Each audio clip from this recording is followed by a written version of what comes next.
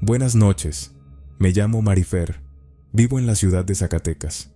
Por acá las cosas por lo general son muy tranquilas, pero tenemos nuestra cuota de cosas sobrenaturales.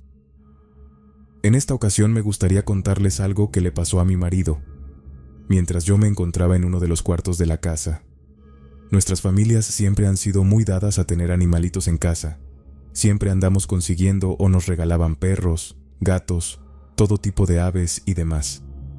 Desde muy niños nos acostumbramos a tener mascotas, así que cuando nos casamos, lo lógico fue que encontráramos la manera de tener a nuestros propios compañeros de vida. Vivimos en una casa rentada, en lo que conseguimos la mejor forma de financiarnos nuestro propio lugar. Así que solamente podíamos tener mascotas pequeñas. Pensamos mucho en si nos conseguíamos un perro pequeño o alguna otra especie, pero finalmente nos ganaron un par de gatitas que le regalaron a mi marido. Eran animalitos que ya tenían sus años, al menos unos 4, según nos dijo el veterinario que las revisó. Las adoptamos porque la hermana de mi esposo dijo que las había encontrado al lado de la carretera, en una caja. Eran 2 gatas con el pelo muy distinto. Una lo tenía totalmente negro. Su mirada era de ojos verdes. Se notaba que era muy inteligente y taimada. Incluso podrías decir que algo malvada, si ese adjetivo pudiera ponerse a los animales, aunque los dos sabíamos que no era posible. La otra era una gatita con el pelaje atigrado. Tenía blanco en algunas zonas, pero la mayor parte del cuerpo era como gris. Ella era más juguetona y amable. Al principio, ambas hacían muchas travesuras, como todos los animales recién llegados. Se robaban la comida para esconderla en distintos puntos de la casa, también las joyas o cualquier objeto que vieran que brillaba. Desde ese momento ya pensábamos que tenían algo un poco extraño en ellas. Eran demasiado particulares, como si se tratara de personas. No permitían que les dieras alimentos que no les gustaban. Tenían que hacer sus necesidades en privado.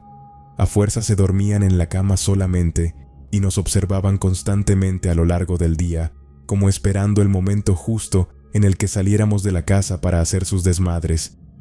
Incluso si las dejábamos encerradas para evitar encontrarnos con la casa patas arriba al regresar. Cuando terminábamos nuestros trabajos nos llevábamos la sorpresa de que ambas ya habían deshecho la casa a como les diera la gana. Sacando la comida del refrigerador, escondiendo el dinero, los controles de los aparatos, tirando trastes. De verdad parecía que sabían lo que estaban haciendo. Como que nos querían enojar a propósito. Yo ya estaba harta, pero mi marido es demasiado buena persona.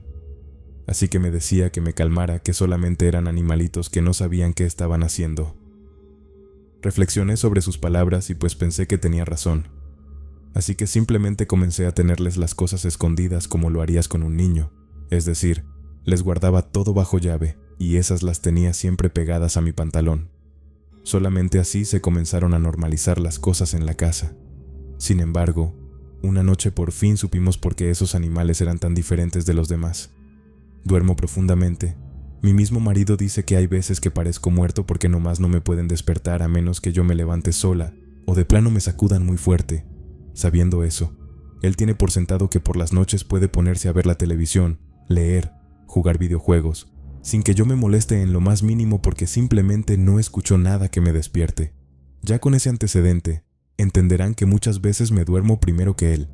Esa noche funesta fue una de esas ocasiones en que mientras yo me encontraba totalmente noqueada, él estaba a solas viendo una película.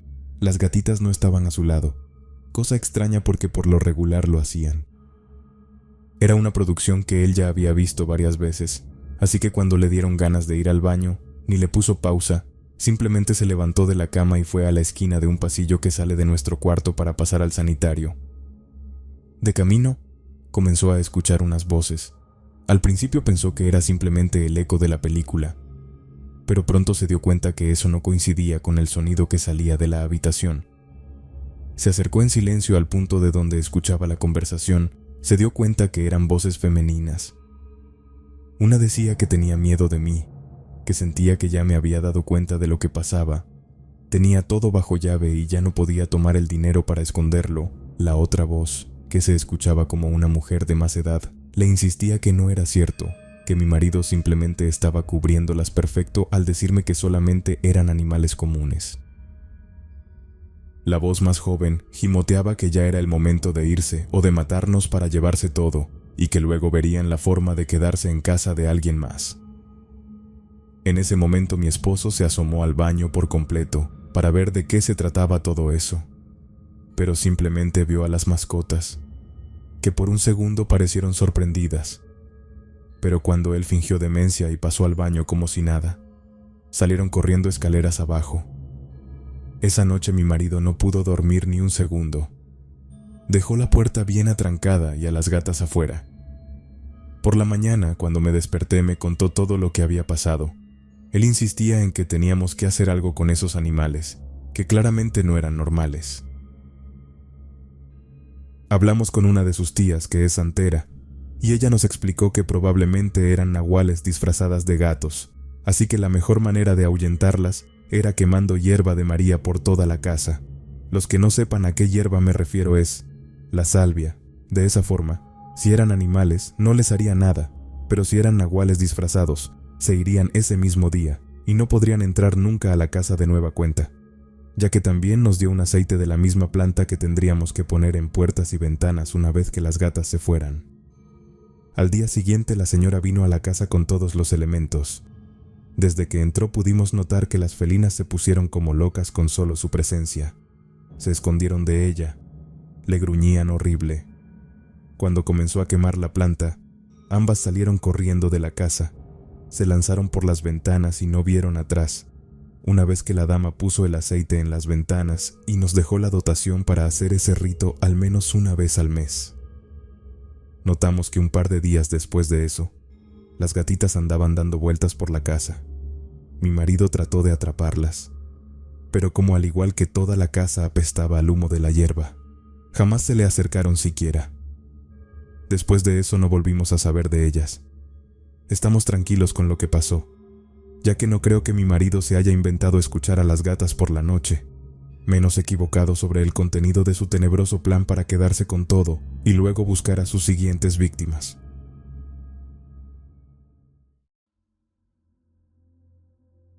Saludos, mi gente. Les quiero contar algo que siempre pensé que era sobrenatural, ya que desde que era niño, mi abuelito tenía un loro que según había sido de su madre.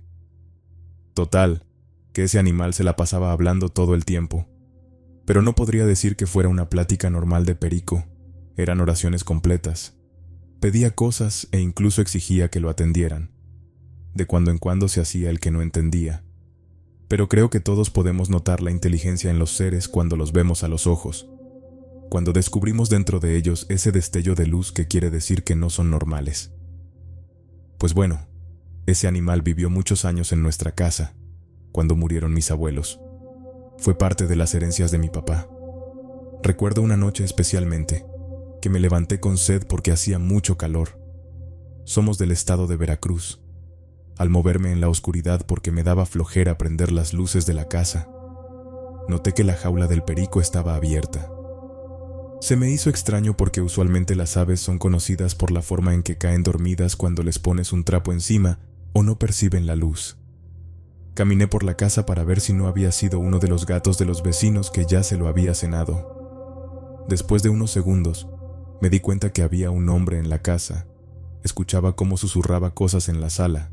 Me asusté mucho, pero ya tenía mis 18 años, así que sentí que podría con el intruso. Me asomé a la sala desde un pilar que me podía esconder perfectamente.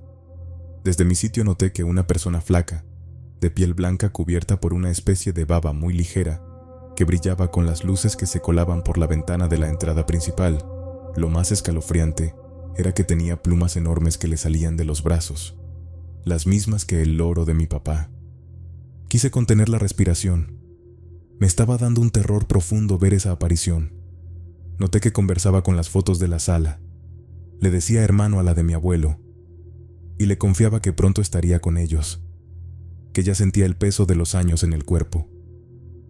Pasé saliva de forma pesada.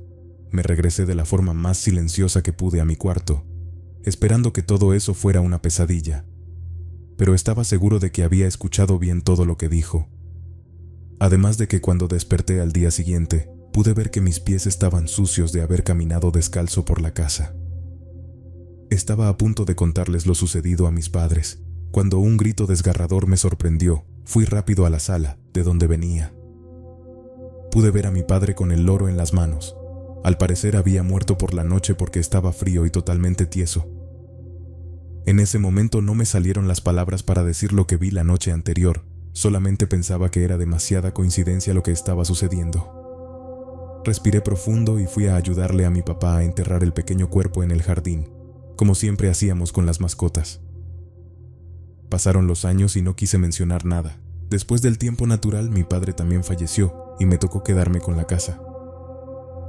La zona donde enterramos al loro era perfecta para construir un asador con horno de leña, así que mandé a unos albañiles de confianza a que modificaran el jardín para añadirle esa mejora. La sorpresa de todos llegó cuando los hombres, mientras cavaban, me informaron que se encontraron huesos como de persona enterrados en el sitio. Me sorprendí profundamente, porque lo único que debía haber ahí tenían que ser los restos del ave, que de ellos no encontraron nada. Les di una buena propina para que se callaran, cosa que hicieron. Después de todo, los restos estaban tan descompuestos que se notaba que llevaban años ahí, y todos sabíamos que si venían los forenses a revisar, nos íbamos a enfrentar a cantidad de problemas. Simplemente hicieron un agujero más profundo aún para luego hacer el vaciado del cemento y colocar todo para que la parrilla funcionara correctamente. Este secreto me lo llevaré a la tumba, pero después de eso no tengo duda de que lo que sea que vivió en mi casa por años no era un loro común, ni por asomo, y que me alegro que mi padre nunca supiera de este secreto familiar que al parecer cargábamos desde mis abuelos, un secreto que en la familia de mi padre había existido un nahual.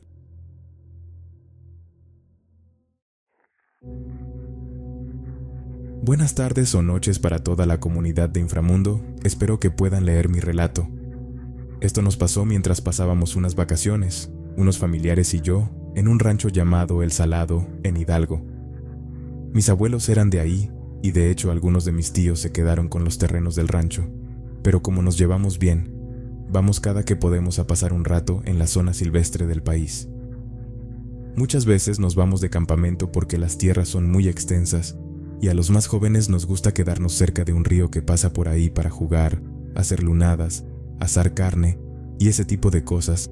Los más grandes por lo regular se quedan en la hacienda, que es mucho más calientita y cómoda.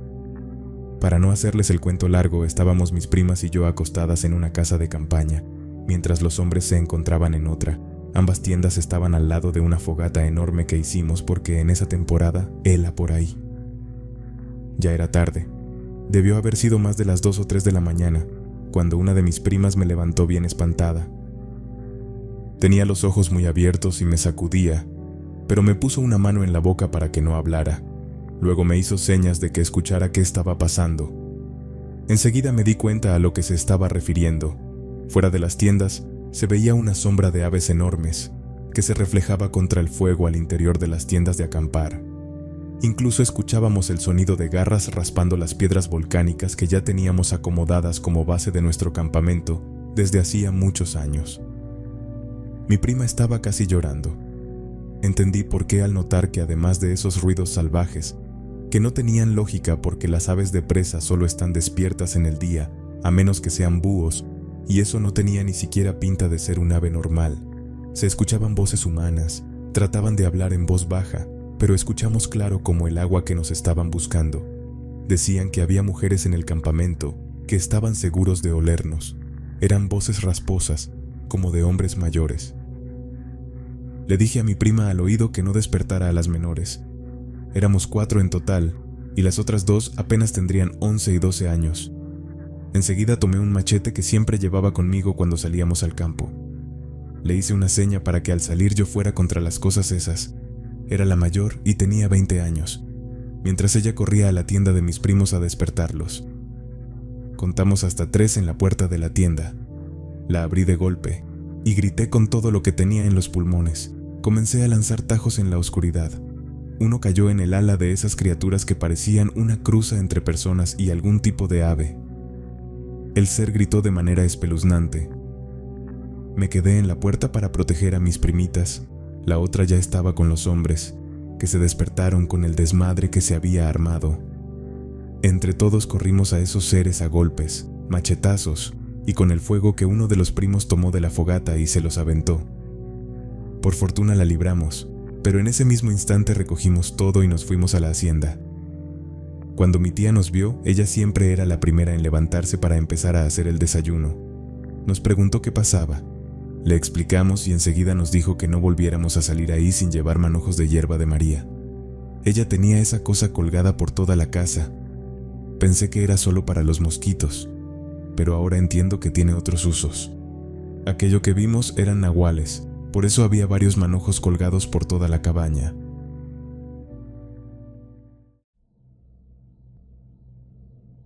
Buenas noches, amigos, espero que se encuentren bien donde quiera que escuchen mi relato. Si es que llegan a narrarla, eso estaría poca madre. Esta historia que les quiero contar es una leyenda que tenemos acá en un pueblo por Zacatlán, Puebla. Dicen que los primeros nahuales eran personas normales, de un sitio que existía desde antes que los hombres como nosotros siquiera nacieran. Ellos convivían con los señores de los cerros y todo tipo de entes elementales que en esos tiempos andaban sueltos por el mundo.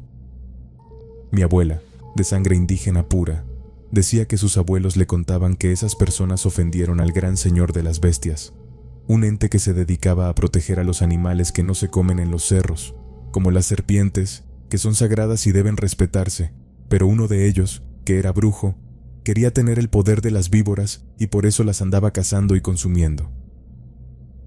Cuando la deidad se enteró de eso, castigó al hombre y a su pueblo, los convirtió a todos ellos en serpientes y diferentes animales ponzoñosos, que vivirían como las criaturas a las que consumieron sin razón.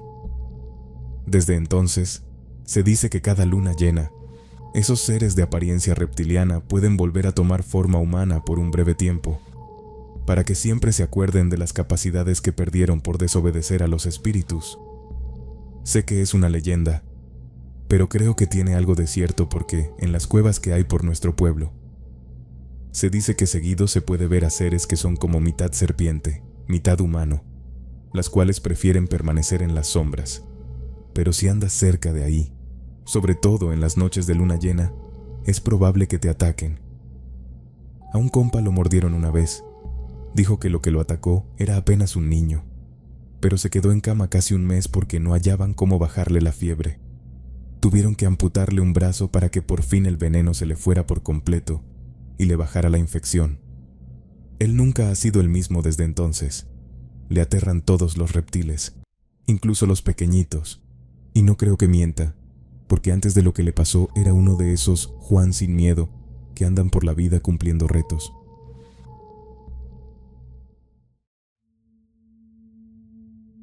Hola a todos, mi nombre es Karen. Amo la naturaleza y explorar los bosques de los diferentes pueblos mágicos de nuestro país, México.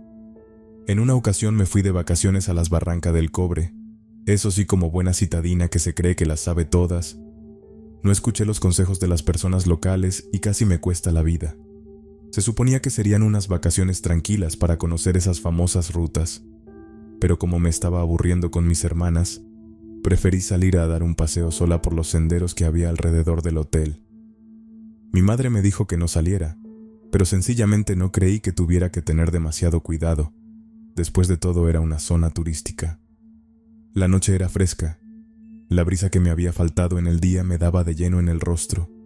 A mi alrededor podía tocar las distintas plantas que se asomaban entre las rocas de los senderos que los locales recorren tan rápido que no te la crees. En el camino de bajada a la barranca, me encontré con una señora que volvía de sus tareas diarias con un cesto lleno de artesanías. Ella no hablaba bien español, pero me dijo que no debería andar caminando por esa zona, que era peligroso para las mujeres. Preferí no escucharla, pero le agradecí el consejo. Como vio que me seguí derecho, se encogió de hombros y continuó su camino.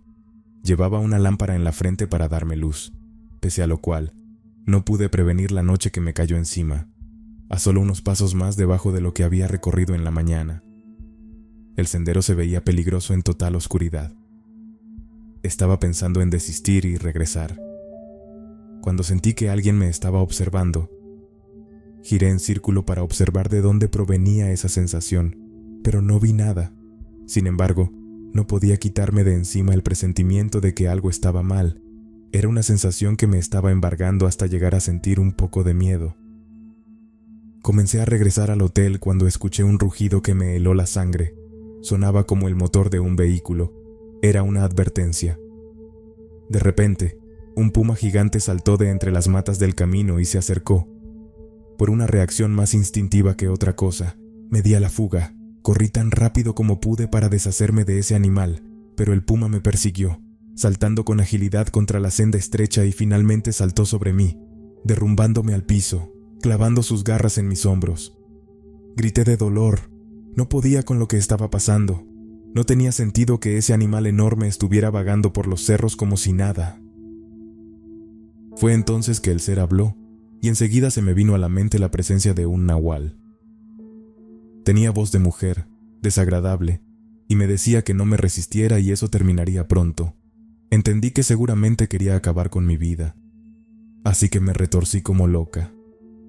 No sé de dónde exactamente saqué la fuerza suficiente para zafarla de encima, solo unos preciosos segundos, y en lo que se recomponía aquel felino, puse toda la fuerza en mis piernas y avancé corriendo como loca.